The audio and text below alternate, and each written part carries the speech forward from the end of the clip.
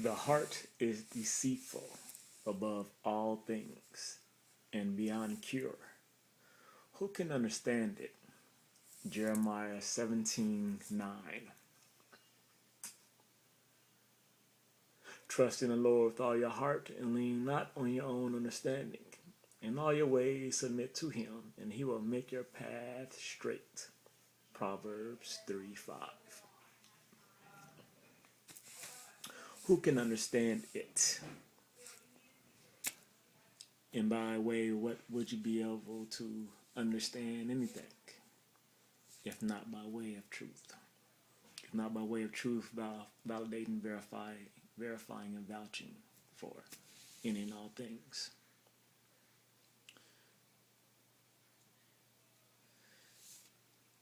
On the immediate level of things, the heart is deceitful. How can a heart be deceitful when the heart is nothing but a muscle? The whole purpose of the heart is for the blood circulation throughout the system. That's all. It's a pump. It is a muscle. So how can it be deceitful? Well, the other association with the heart is that emotion of love. It says love, I guess, comes from the heart. It has that connection in however way it was initially made, that connection. But once again, the heart itself feels nothing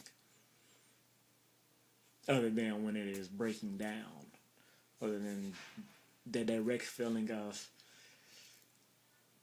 being stabbed, a physical pain, right? Otherwise, and even then, the pain comes from the connections with the brain. It's the brain that processes.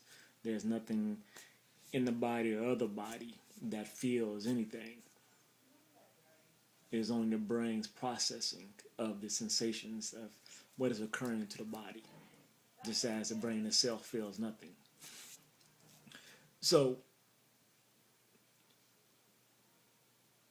if we take that aspect of the heart and love, then what we're talking about is the love, the feelings. The love and feelings comes from the thoughts within your brain. Your brain, your thoughts. Your brain, your thoughts, your beliefs, your feelings are all subjective. They are subjective, thus flawed, thus deceitful, and thus beyond cure. Because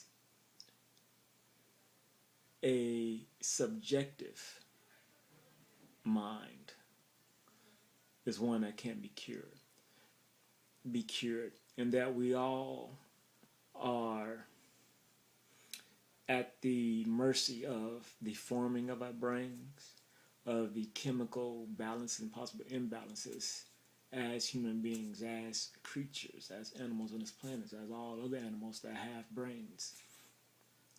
We don't have control in how they develop from when we're a child. Excuse me. We have the technology now to do certain things to the brain, but we don't currently have the technology to remove the subjective aspect of a person, the emotions of a person, and then those emotions are subjective, other than making the person a psycho, not feeling anything, and thus then being on autopilot, if you will, where there is no judgment, only action, as in it is said to be all other animals. And yet we still act as all other animals, even as we say that we are able to consciously decide and think of and on our actions and of our surroundings and our being. At the end of the day, we have not shown any true separation from other animals, because we act on our emotions, we act on reactions. We have within us the fight or flight reaction, just as all the other animals. So that's where it's deceitful, and thus, once again, it's not the deceit in the heart. It is deceit in what the heart represents, as we relate it to love and emotion. Emotion being controlled by the mind, the brain, will, all this being subjective.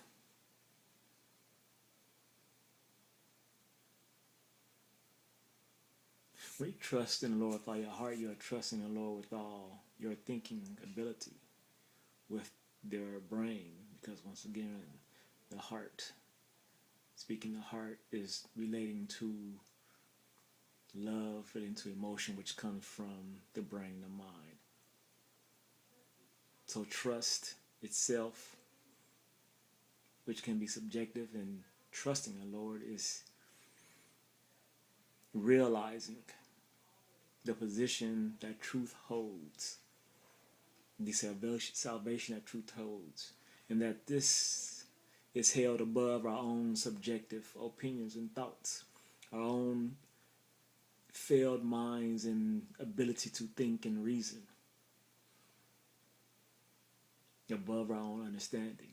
Truth is above our understanding, because truth does not need us to understand it. We understand by way of the power of truth.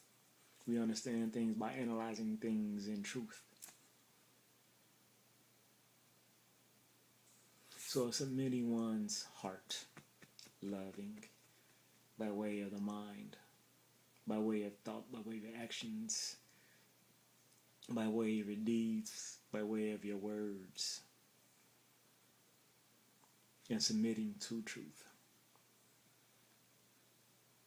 And really is a realization of your submission to truth, because you are at the mercy of truth, no matter what.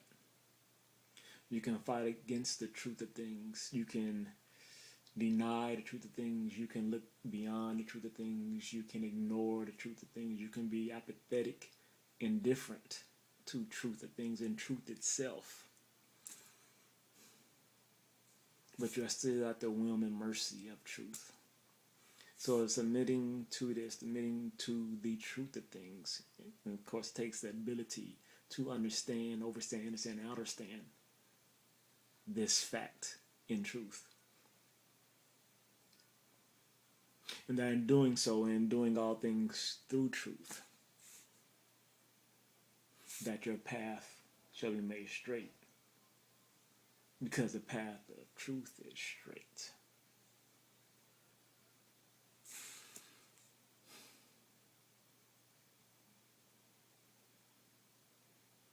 Unfailing, unflawed.